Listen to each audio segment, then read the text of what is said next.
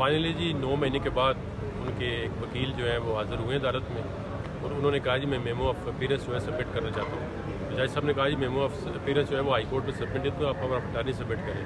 تو اس کو پوچھا آپ کہاں سے آئے، تو کہتا ہے میں لاہور سے آیا ہوں۔ تو انہوں نے کہا جی لاہور ہائی کورٹ میں تو کبھی دیکھا ہے آپ نے میمو آف اپیرنس؟ تو سول کورٹ میں سبمٹ ہوتا ہے۔ بہرحال انہوں نے فائنلی 3 ہفتے کی ڈیٹ دی ہے، 14/10 تک ہر صورت میں آپ اپنا جواب داخل کرائیں۔ اور اس کے انہوں نے الیکشن کمیشن سے پوچھا ہے کہ اس کا وہاں بھی کیس پینڈنگ ہے، وہاں پہ کیا پروسیڈنگ ہو رہی ہے۔ انہوں نے کہا جی وہاں پہ بھی ڈسکوالیفیکیشن کی پروسیڈنگ ہو رہی ہے، تو ہم نے بھی اس کو ادھر کو وارنٹوں میں ڈسکوالیفیکیشن کے لیے ریٹ پٹیشن فائل کی ہوئی ہے۔ اس میں ایک مختصراً یہ بھی بتا دیں کہ آپ کی اس میں گریوینس کیا ہے، پرے کیا ہے؟